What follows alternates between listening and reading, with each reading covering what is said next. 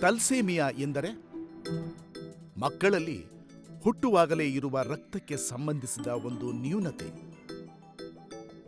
ಈ ನ್ಯೂನತೆ ಇರುವ ಮಕ್ಕಳ ದೇಹದಲ್ಲಿ ಉಳಿದ ಸಾಮಾನ್ಯ ವ್ಯಕ್ತಿಗಳ ತರಹ ಹಿಮೋಗ್ಲೋಬಿನ್ ಯುಕ್ತ ಆರೋಗ್ಯಕರ ಕೆಂಪು ರಕ್ತ ಕಣಗಳು ತನ್ನಿಂದ ತಾನೇ ಉತ್ಪತ್ತಿಯಾಗುವುದಿಲ್ಲ.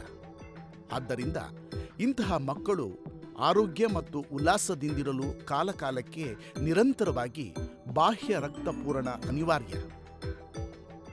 ಆದರೆ ನಿರಂತರವಾಗಿ ರಕ್ತ ಪಡೆಯುವುದು ಬಡ ಮತ್ತು ಮಧ್ಯಮ ವರ್ಗದವರಿಗೆ ಆರ್ಥಿಕವಾಗಿ ಅಸಾಧ್ಯವಾಗಬಹುದು. ಇಂತಹವರ ಸಹಾಯಕ್ಕಾಗಿ ರಾಷ್ಟ್ರೋತ್ಥಾನ ಪರಿಷತ್ ಮಾನವೀಯ ಕಳಕಳಿಯಿಂದ ರೂಪಿಸಿದ ಯೋಜನೆಯೇ ಸಂರಕ್ಷಾ. ಥೆಲೇಸೆಮಿಯಾ ಕೇಸ್ಗಳಿಗೆ ಉಚಿತವಾಗಿ ಬ್ಲಡ್ಡನ್ನು ಕೊಡ್ತಾನೇ ಇದ್ದೇವೆ, ಈಗಲೂ ಕೊಡ್ತೇವೆ. ಆದರೆ ಕೊಟ್ಟವರು ಆ ರಕ್ತವನ್ನು ತೊಗೊಂಡು ಹೋಗಬೇಕಾದ್ರೆ ಯಾವುದೋ ಒಂದು ಹಾಸ್ಪಿಟ್ಲಿಗೆ ಕರ್ಕೊಂಡು ತೊಗೊಂಡು ಹೋಗಬೇಕು.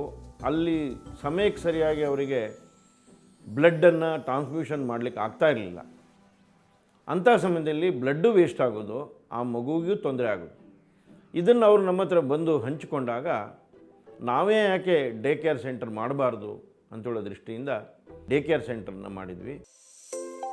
ಸಂರಕ್ಷಾ ಚಟುವಟಿಕೆಗಳು 2013ರಲ್ಲಿ ಪ್ರಾರಂಭವಾದ ಸಂರಕ್ಷಾ ಆರೈಕಾ ಕೇಂದ್ರದಲ್ಲಿ ತಲ್ಸೇಮಿಯಾ ಬಾಧಿತ ಮಕ್ಕಳಿಗೆ ಸಂಪೂರ್ಣ ಉಚಿತ ಆರೈಕೆ ಮತ್ತು ರಕ್ತಪೂರಣ ಮಾಡಲಾಗುತ್ತಿದೆ. ಪ್ರತಿ ಮಗುವಿಗೂ ತಪಾಸಣೆಗೆ ಒಳಪಟ್ಟ ಉತ್ತಮ ಗುಣಮಟ್ಟದ ರಕ್ತವನ್ನು ನೀಡಲಾಗುತ್ತಿದೆ.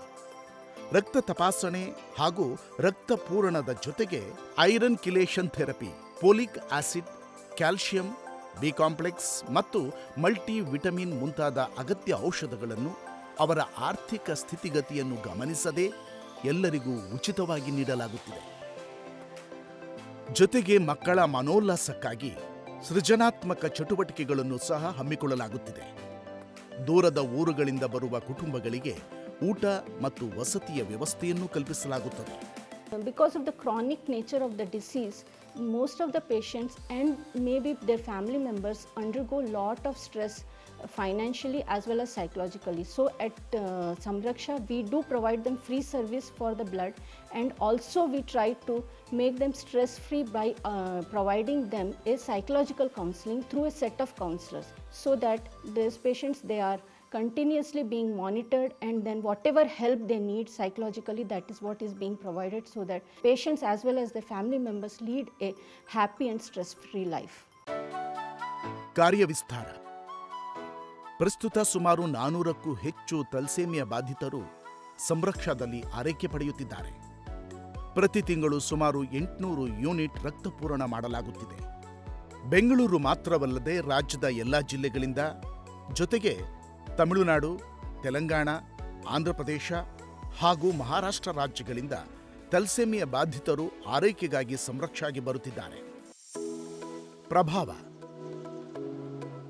ಖುಷಿಯ ವಿಚಾರವೆಂದರೆ ಸಂರಕ್ಷಾದಲ್ಲಿ ಆರೈಕೆ ಪಡೆಯುತ್ತಿರುವ ಬಹುತೇಕ ಮಕ್ಕಳ ಆರೋಗ್ಯದಲ್ಲಿ ಸ್ಥಿರತೆ ಕಂಡುಬರುತ್ತಿದೆ.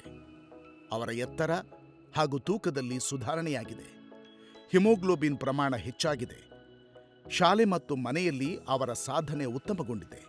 15ಕ್ಕೂ ಹೆಚ್ಚು ಮಕ್ಕಳಿಗೆ ಅಸ್ಥಿಮಜ್ಜೆ ಕಸಿ ಮಾಡುವ ಮೂಲಕ ಕಾಯಿಲೆಯಿಂದ ಶಾಶ್ವತವಾಗಿ ಗುಣಮುಖರನ್ನಾಗಿಸಲಾಗಿದೆ.